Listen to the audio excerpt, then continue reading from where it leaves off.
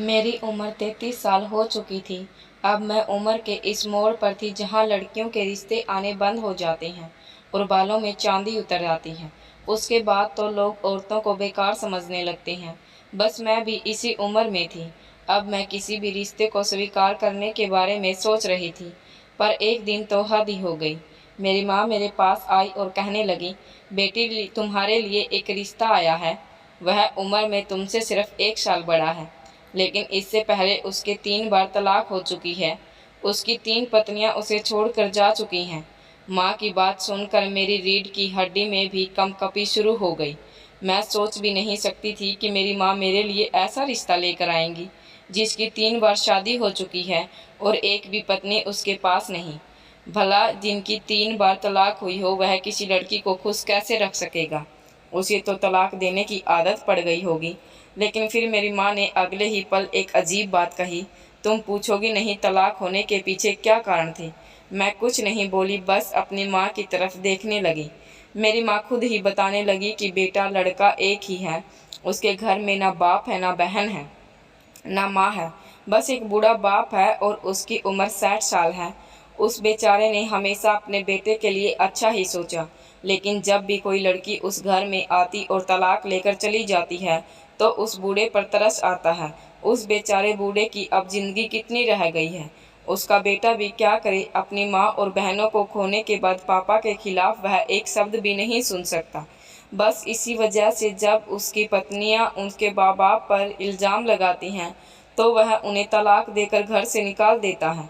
मैं तो कहती हूँ कि अगर तुम उसके बाप को भी संभाल लो, उसकी सेवा करो, उसका दिल जीत लो, फिर कभी भी कोई समस्या नहीं होगी तुम्हें। और वैसे भी तुम बहुत अच्छी हो, तुमने अपने पापा का भी ख्याल रखा है। मुझे लगता है अगर तुम उस आदमी को अपने बाप के समान समझो, उसकी खूब सेवा करो, तो तुम एक अच्छी शादीशुदा जिंदगी गुजार सकती हो। वरना बेटी, अब तो तुम्हारा कोई रिश्ता नहीं आता। माँ की बात ने मुझे चौंका दिया था। साथ ही साथ मैं मायूस भी हो गई। किसी का बाप इतना ज़्यादा तो लाखों की वजह कैसे बन सकता है?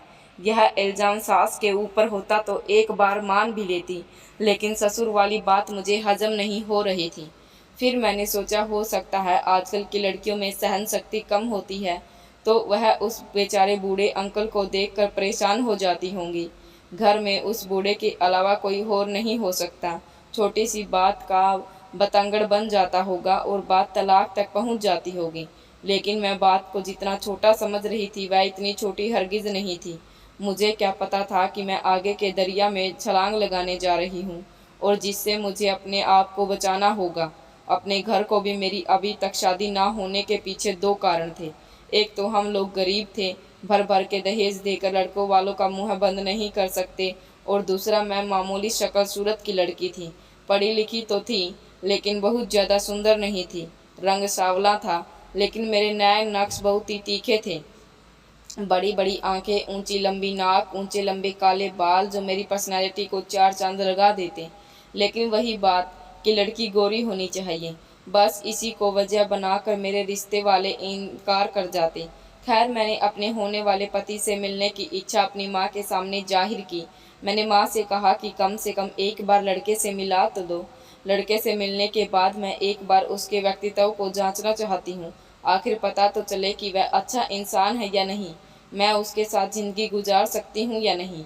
मेरी बात सुनकर मेरी माँ बोली कि बेटी, उसके बाप का यह आज्ञा नहीं है। उसका बाप अपने बेटे के बारे में बहुत सेंसिटिव है। अगर तुझे लड़के से मिलना ही है, तो कल उसका बाप अपने बेटे के बारे में बहुत सेंसिटिव है। अगर तुझे लड़के से मिलना ही है, तो कल लड़का और लड़का का बाप दोनों आ रहे हैं। तुझे कोई बात करनी है तो उसी से मैं कर लेना। मैं तुझे यह इजाज़त बिल्कुल नहीं दूंगी तू अकेले में लड़के से मिले। और भला मैं कैसे अपने मुँह से लड़के के बाप से कह दूं कि मेरी लड़की तुम्हारे लड़के से अकेले में मिलना चाहती है? यह बातें लड़के को शोभा देती है, लेकिन लड़कियों को नहीं। अपनी माँ की बात सुनकर मुझे गुस्सा आ गया। मैंने कहा, माँ, लड़के लड़कियों में भेद पहले ज़माने में किया जाता था। अब लड़का और लड़की बराबर के हकदार हैं। दोनों को अधिकार है कि वह अपने पसंद का जीवन साथी चुने। अगले ही दिन वह लोग हमारे घर शाम को 5 बजे आ गए। मैं लड़के को बाप को देखकर दंग रह गई। जिसने मेरी माँ ने 60 साल का बूढ़ा कहा था, 40 से 45 साल का हट्टा कट्टा आदमी लगता।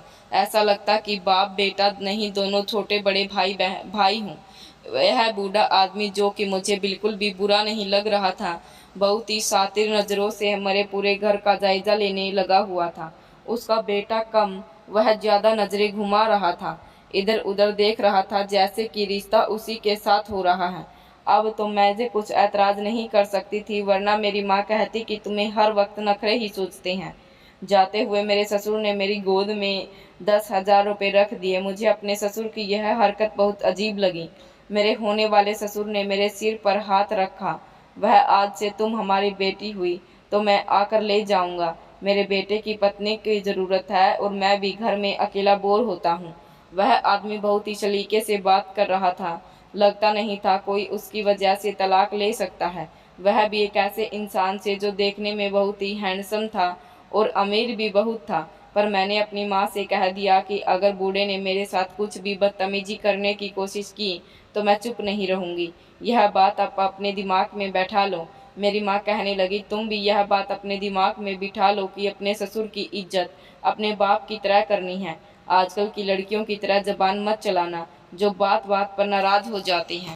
बिना किसी ठोस वजह के अगर अपने ससुर से लड़ाई करोगी और घर छोड़कर यहाँ आई तो उस घर के दरवाजे तुम्हारे लिए हमेशा के लिए बंद हैं। मैंने तुम्हारी परवरिश ऐसे नहीं की कि अपनी माँ की इतनी खतरनाक नसीहत सुनकर मेरा दिल कांप गया और माँ की नसीहत सुनकर मैं खामोश हो गई। लेकिन अगले ही दिन मेरी एक दोस्त गुंजन ने बताया, जिसे सुनकर मेरे कानों से धुआं निकलने लगा। गुंजन कहने लगी, मैं इन लोगों को जानती हूँ। इन लोगों के बारे में जो बातें मशहूर हैं वह अच्छी नहीं है। मैंने सुना है कि यह कोई फ्रॉड किस्म के लोग हैं और लड़के का बाप तो बहुत ही अय्याश टाइप का है। मैंने गुंजन से पूछा, लेकिन तुमने उन लोगों को कब देखा? कहने लगी, जब वह कल तुम्हारे घर से निकल रहे थे तो उस समय मैं तुम्हारे घर के सामने से गुजर रही थी, तभी मैंने उन्हें देखा। तो मैं उन्हें देखते ही पहचान गई थी कि वह वही लड़का है जो अपनी 3 पत्नियों को तलाक दे चुका है। गुंजन की बात सुनकर मुझे बहुत दुख हुआ। मेरा होने वाला पति अपने 3 तलाक होने की वजह से पहचाना जाता है।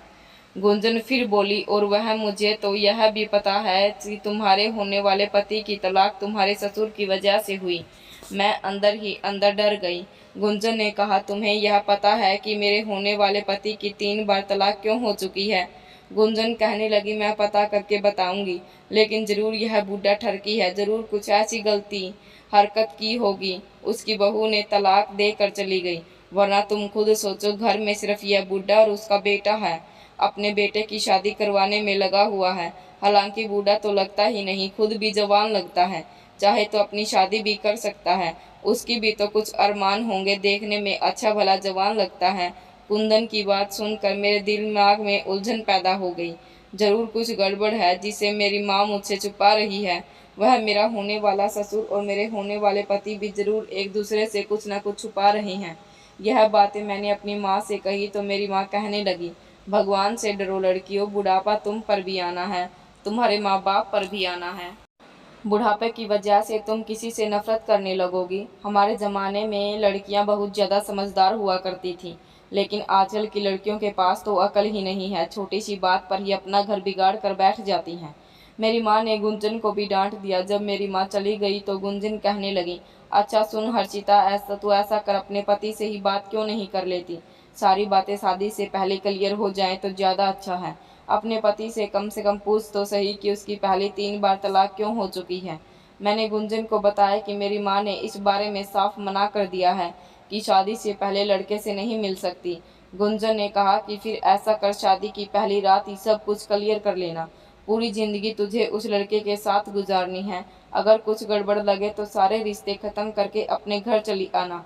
पूरी ज़िंदगी उस नरक में जलने से अच्छा है कि थोड़ी सी बदनामी उठा लेना।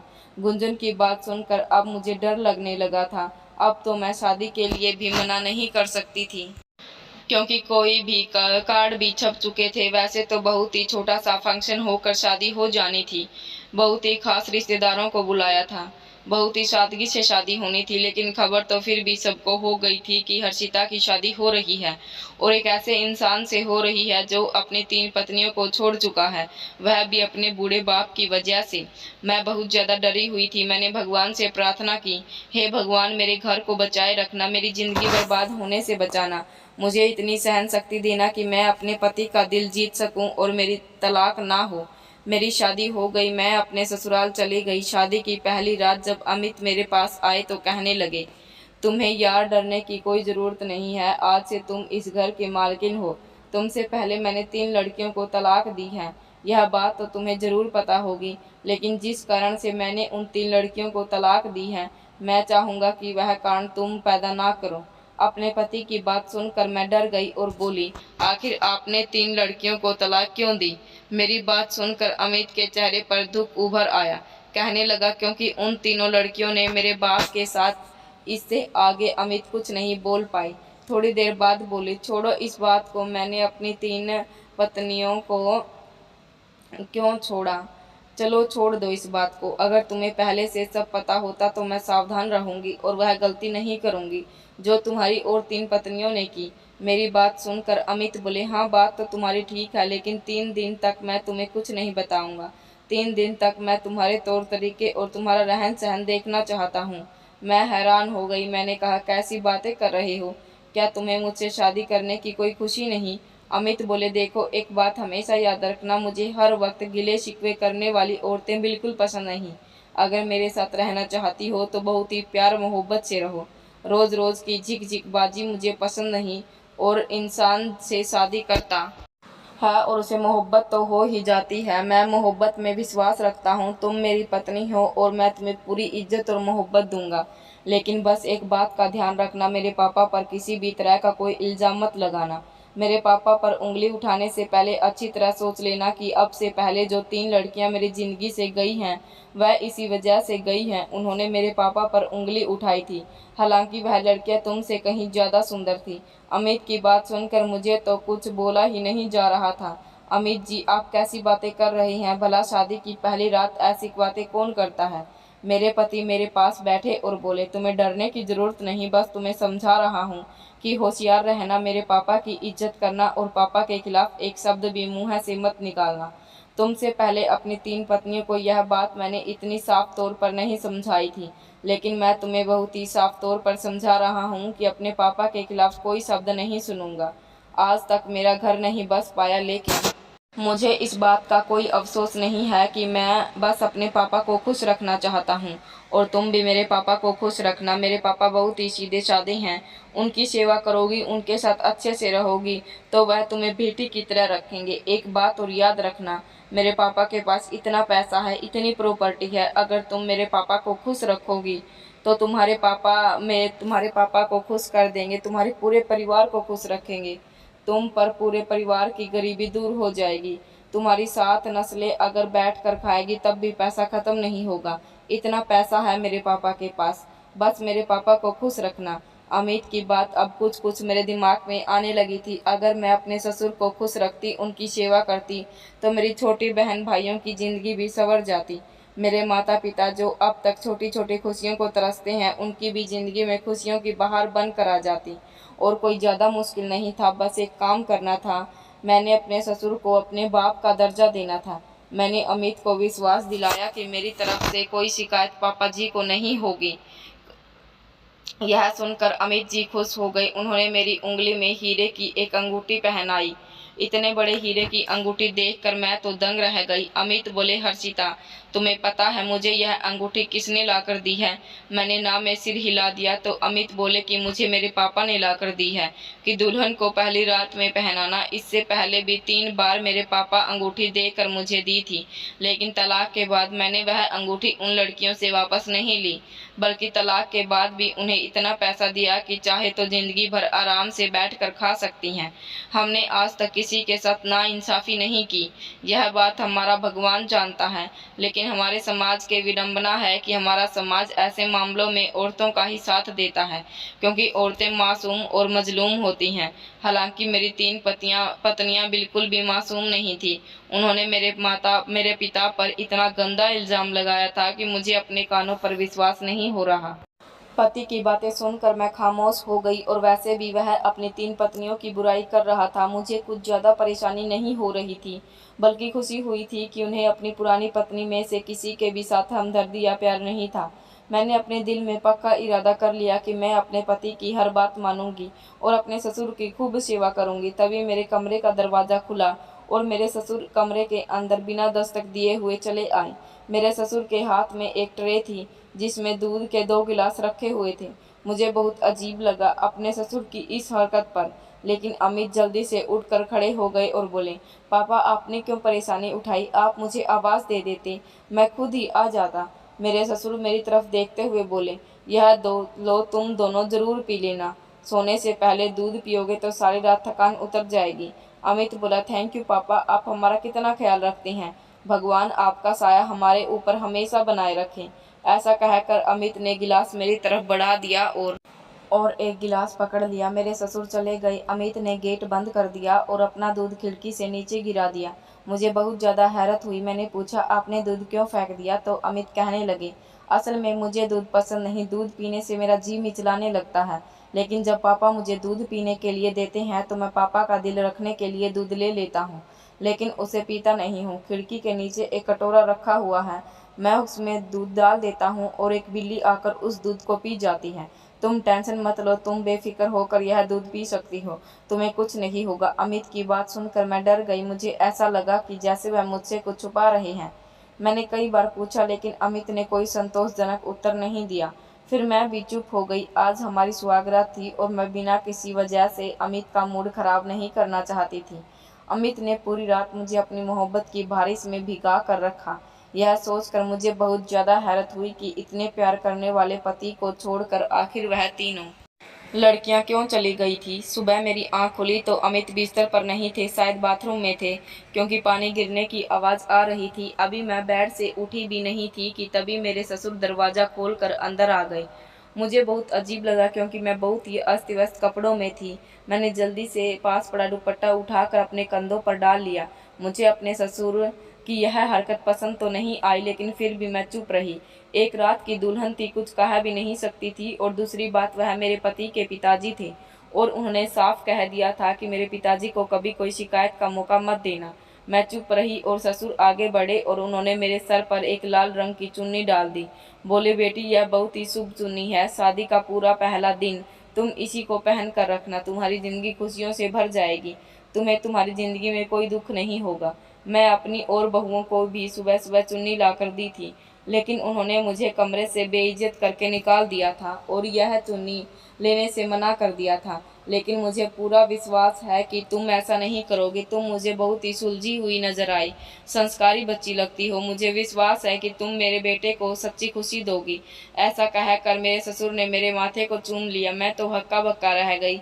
हालांकि जब भी एक बाप अपने बेटे को प्यार करता है तो उसके माथे को चूम कर ही उसे प्यार करता है और आशीर्वाद देता है, लेकिन पता नहीं क्यों मुझे अपने ससुर का मुझे इस तरह छूना पसंद नहीं आया। इतनी देर में अमित आ गए। अपने पापा को देखकर बोले, अरे पापा, सुबह सुबह आप यहाँ? मेरे ससुर ने उन्हें बताया कि तुम्हारी पत्नी को यह लाल चुन्नी देने आया था।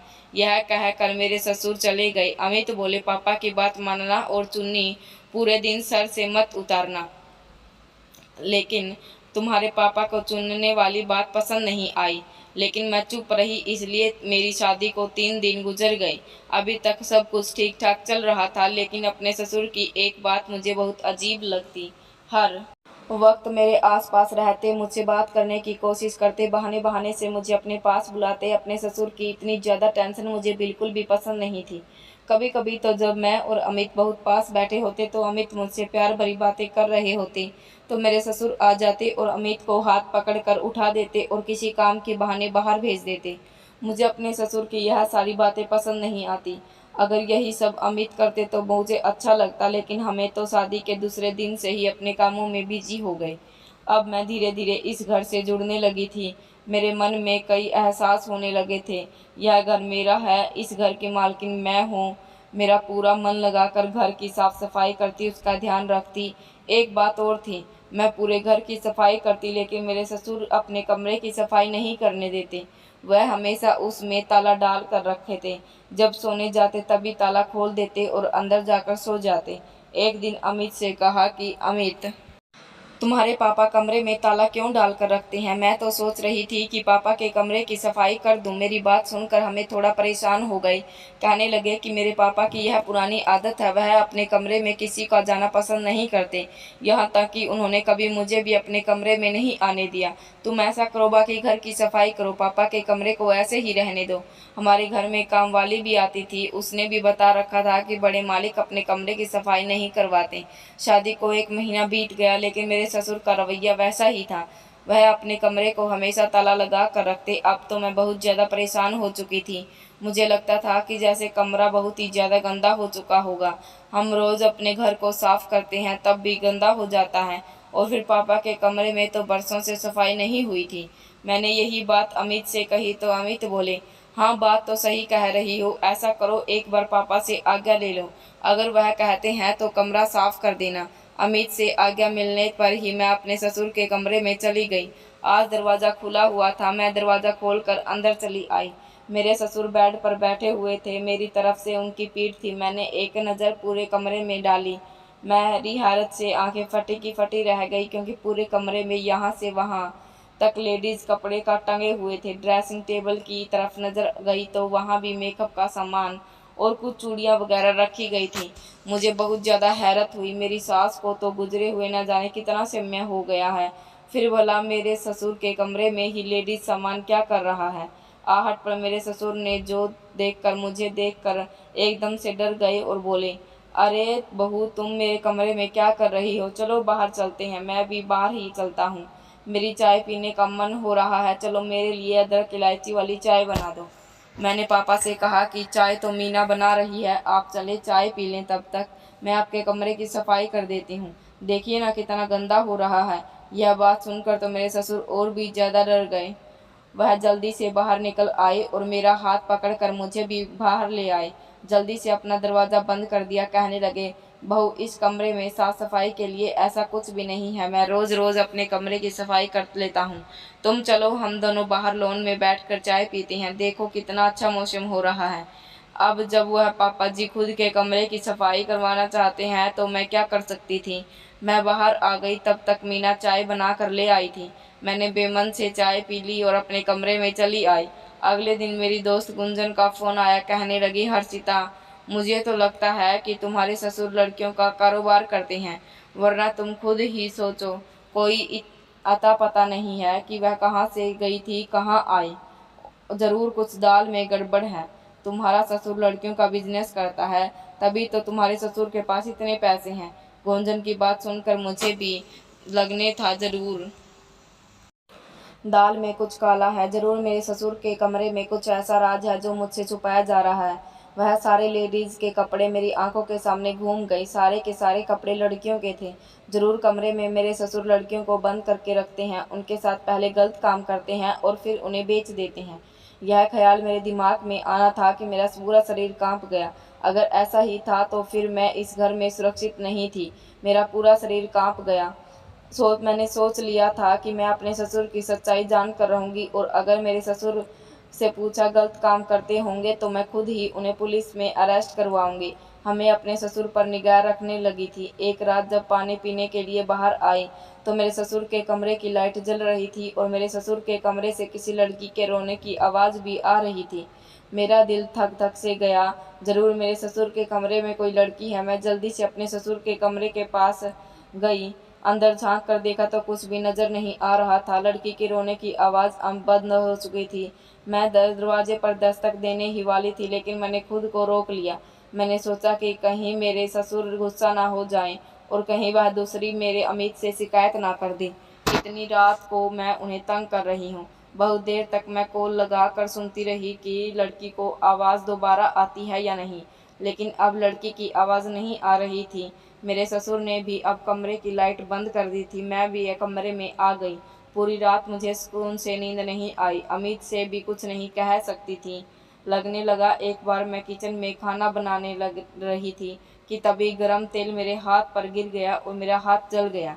मेरी चीख निकल गई। मेरी चीख को सुनते ही मेरे ससुर भागते हुए किचन में आए। मुझे दर्द से तड़पते हुए देखकर वह जल्दी से मेरे पास आए और मेरा हाथ देखने लगे। मेरे ससुर उस समय मेरे इतने करीब थे कि मुझे बहुत अजीब लग रहा था। मैंने अपने ससुर से अपना हाथ छुड़ाना चाहा, लेकिन वह नहीं माने। वह मुझे किचन से बाहर ले आए, ड्राइंग रूम में बैठाया, जल्दी से बर्फ़ लेकर आए और वहीं सोफ़े पर मेरी बिल्कुल करीब होकर मेरे हाथ पर बर्फ़ लगाने लगे। मुझे घुटन का महसूस होने लगी। ससुर और बहू के बीच में एक मर्यादा होनी चाहिए, एक दूरी हमेशा बनी रहनी चाहिए। वह दूसरे मेरे ससुर ने मिटा दी थी। वह मेरे बहुत ही करीब थे। मैंने जल्दी से अपना हाथ छुड़ाया और अपने कमरे में आ गई। मेरे ससुर पीछे से मुझे आवाज़ लगाते रह गए। अपने ससुर की यह सब हरकतें मुझे बहुत गलत लग रही थी, लेकिन अमित से कैसे कहूँ। दिन में ऐसे ही गुजर रहे थे, लेकिन मैं अपने ससुर के ऊपर पूरी नज़र बनाए हुए रखी, साबित कर सकूं कि मुझे कुछ तो ऐसा मिले जो अमित को दिखाकर अमित के पापा को गलत साबित कर सकूं। लेकिन अभी तक मेरे पास ऐसा कोई सबूत नहीं था। एक दिन वापस अमित को घर आने में बहुत देरी हो गई। वैसे तो अमित रात को 9 बजे तक घर आ जाते थे, लेकिन आज 11 बजने वाले थे। अमित अभी तक घर नहीं आए थे। वैसे तो अमित के पास दूसरी चाबी थी, वह गेट खोलकर खुद ही घर के अंदर आ सकते थे, लेकिन मैं उनका इंतज़ार कर रही थी। अमित का इंतज़ार करते हुए मैं बाहर ड्राइंग रूम में टहल रही थी। मेरे ससुर अपने कमरे में जा चुके थे। उनके कमरे की लाइट जल रही थी और तभी मैं चौंक गई। उनके कमरे की फिर किसी लड़की में रोने की आवाज़ आने लगी। पहले तो रोने की आवाज़ हल्की सी थी, कुछ देर बाद एक ज़ोरदार सुनाई दी। मेरा दिल धड़कना भूल गया। मेरे ससुर के कमरे में कोई लड़की थी और वह मदद के लिए चिल्ला रही थी। अब मैं और नहीं रुक सकती। मैंने ज़ोर ज़ोर से अपने ससुर के दरवाजे को पीटना शुरू कर दिया, लेकिन मेरे ससुर ने दरवाज़ा नहीं खोला। हाँ, लड़की की दबी दबी सिर्फ क्योंकि आवाज़ आ रही थी, क्योंकि मेरे ससुर ने दरवाज़ा नहीं खोला। तो फिर मैंने खिड़की पर एक ज़ोरदार धक्का दिया। खिड़की का पट्टा खुल गया। सामने एक खिड़की अपना मुँह है घुटनों में छुपाए लड़की बैठी थी और सिसक सिसक कर रो रही थी। मैं जल्दी से खिड़की के कूद कर अंदर गई। इतनी देर में अमित भी अंदर आ गए। जब उन्होंने मुझे मेरे ससुर के कमरे में खिड़की के रास्ते जाते देखा, तो वह भी मेरे ससुर के कमरे की तरफ चले गए। तब तक मैं नहीं अंदर जाकर कमरा अंदर से खोल दिया। मेरे ससुर कमरे में कहीं भी दिखाई नहीं दे रहे थे। वहाँ लड़का अभी अपने सिर घुटनों में छुपाए रो रही थी। अमित भी सामने का दृश्य देखकर हैरान रह गई। मैं जल्दी से उस लड़की के पास गई और उसको दिलासा देने लगी कि अब जब लड़के ने अपना चेहरा उठाया तो मेरे और मेरे अमित के सिर पर आसमान गिर पड़ा। वह लड़की नहीं बल्कि वह तो मेरे ससुर थी, जो फुल लड़की के मेकअप में थी। शादी का जोड़ा पहन रखा था, खुद को ऐसे तैयार कर रखा था जैसे कोई नई नवेली दुल्हन हो। लड़की की आवाज़ निकालते हुए कुछ और बड़बड़ा रहे थे और रो भी रहे थे। ऐसा शक्कर हो रहे थे जैसे उनके साथ बहुत बड़ा जुल्म हो चुका हो, जैसे किसी ने उनकी इज्जत के साथ खिलवाड़ किया हो। अपने पापा को इस तरह बिलख कर रोते देखकर अमित की आंखों में आंसू आ गए। जल्दी से वह अपने पापा के पास गए और उन्हें चुप कराया। इतनी देर में ससुर बेहोश हो चुके। अमित जल्दी से उन्हें हॉस्पिटल ले गए और डॉक्टर ने बताया कि उनकी दिमागी हालत ठीक नहीं है, किसी बात का बहुत ज़्यादा स्ट्रेस लेते हैं। और फिर अमित ने मुझे 1 वर्ष पुरानी कहानी सुनाई, जिसे सुनकर मेरी आंखों में भी आंसू आ गए। अमित ने बताया कि हम 2 बहन भाई थे। मेरी बहन मुझसे 2 साल बड़ी थी। मेरी माँ हम दोनों बहन भाइयों को छोड़कर बचपन में ही चली गई थी। मेरे पापा ने ही माँ बाप दोनों का प्यार दिया था। हमारी वजह से दूसरी शादी भी नहीं की। धीरे धीरे हम दोनों भाई बहन बड़े हो गए और फिर मेरी बहन का रिश्ता भी हो गया। मेरी बहन की शादी होने वाली थी। उस रात मेरी बहन दुल्हन बनी अपने कमरे में बैठी हुई थी। उसकी बारात आने वाली थी। तभी कुछ डाकू हमारे घर में घुस आए। वह शायद पुलिस से बचने के लिए हमारे घर में छुपने के लिए आए थे।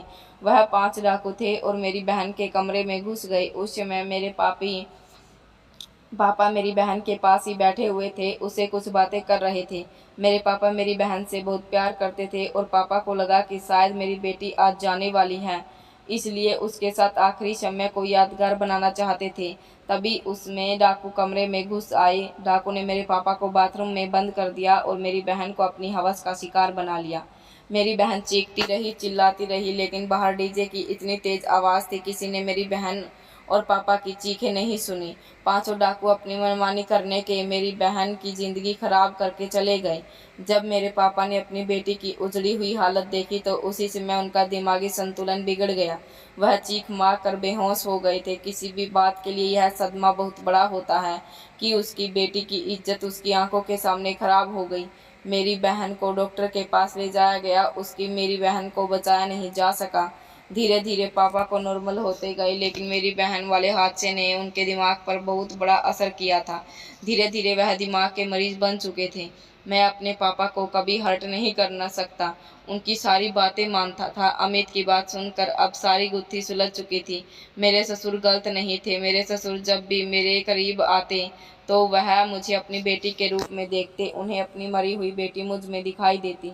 मेरी तीनों सोचने के साथ साथ मेरे ससुर का भी यही रवैया होगा, और मेरी तीन सौतनों ने मेरे ससुर के इस रवैये को गलत समझ लिया होगा। जैसा कि एक बार मैंने मन में ख्याल आया था कि गलत रंग दिया है, जैसे कि बार बार मेरे मन में भी ख्याल आया था, लेकिन मेरे ससुर का मनसा गलत नहीं था। उन्हें अपनी बहुओं से अपनी बेटी नजर आती थी, इसलिए वह अपनी बहू से ज़्यादा करीब रहने की कोशिश करते और उनको बहुत प्यार करते। कभी कभी तो उन्हें मेरे बेटे अमित से भी डाकू नजर आने लगता, इसलिए वह अमित को अपनी बहू के पास से हटा देता। ऐसा करके वह अपनी बेटी की रक्षा करते। जब अमित को सारी सच्चाई पता चली तो अमित को भी अफसोस हुआ। अमित ने मुझसे कहा कि मैंने उन तीन लड़कियों के साथ बहुत गलत किया। काश मुझे पहले से सच्चाई पता होती तो उन तीनों लड़कियों की ज़िंदगी बर्बाद नहीं होती। मैं पहले से ही पापा का इलाज एक अच्छे डॉक्टर से करवा लेता। लेकिन मैं मानता हूँ कि यह सब कुछ तुम्हारी हिम्मत की वजह से हुआ है। अगर तुम उस रात की हिम्मत ना दिखाती तो खिड़की से कूदकर अंदर ना जाती तो यह हकीकत कभी खुलकर सामने नहीं आती। अब एक अच्छे हॉस्पिटल में मेरे ससुर का इलाज चल रहा है। डॉक्टर ने उम्मीद दिलाई है कि मेरे ससुर बहुत ही जल्दी ठीक हो जाएंगे।